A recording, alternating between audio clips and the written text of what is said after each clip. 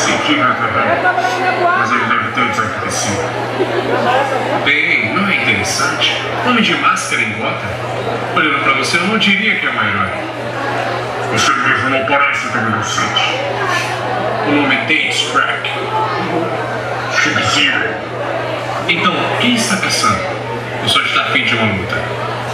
Não é da sua conta. Tudo bem, mas já rodei esse mundo e não vou falar de Sub-Zero. Eu não sou desse mundo. Então você está em território inimigo. Eu presumo que você seja inimigo. Garoto esperto.